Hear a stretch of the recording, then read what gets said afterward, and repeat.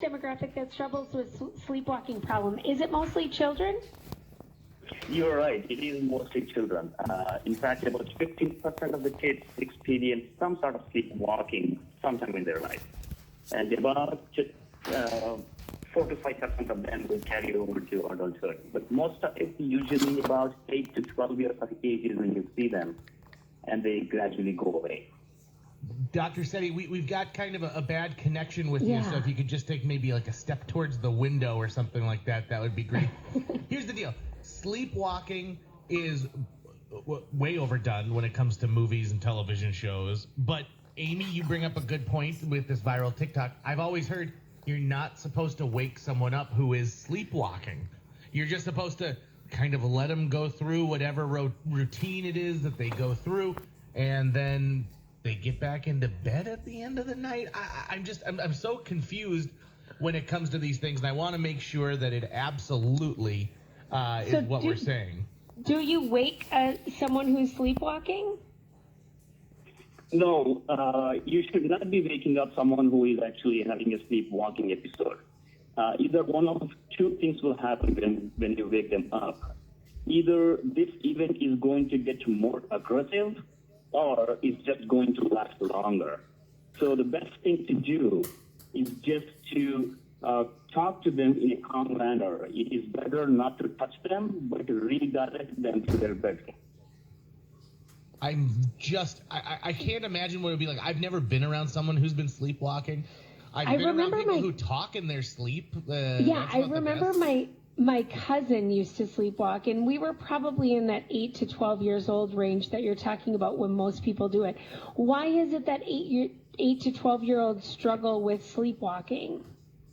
Yeah, we do not know a specific reason why the specific age is being affected.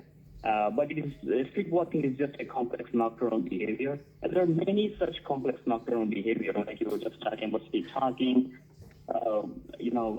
night terrors, and all those things. But here, what happens is there is an incomplete dissociation of a non-dream state of sleep into wakefulness. And to add to that, normally your skeletal muscles are deactivated in sleep, so that's why you do not move a lot.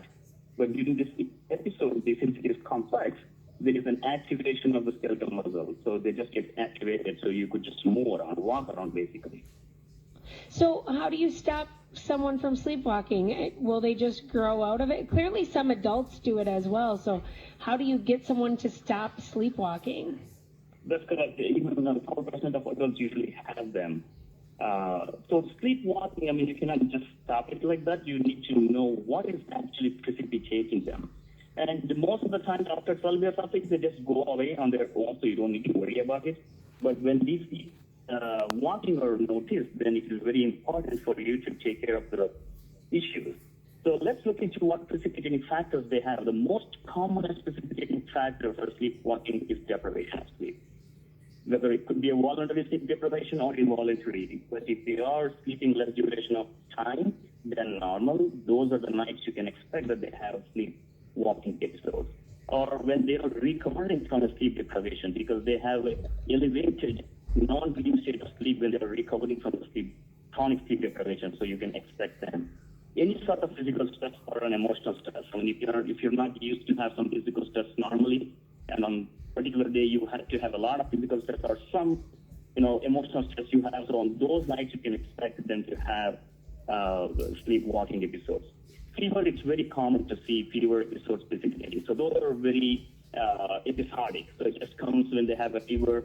And for somebody who already had experience with sleepwalking episodes, those are the kids we need to be more looking into. And genetics also play an important role.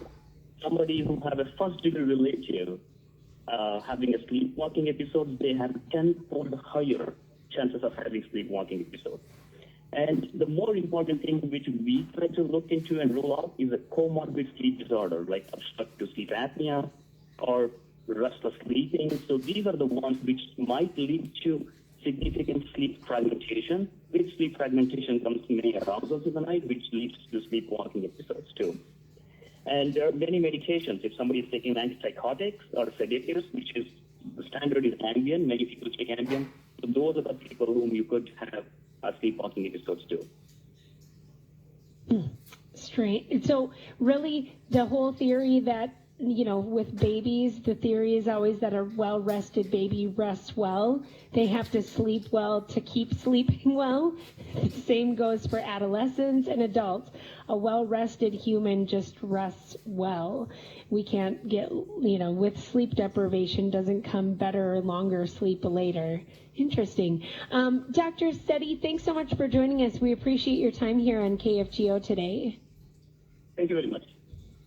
This is It Takes Two. Amy Eiler, JJ Gordon here on the Mighty 790 KFGO. Taking a look at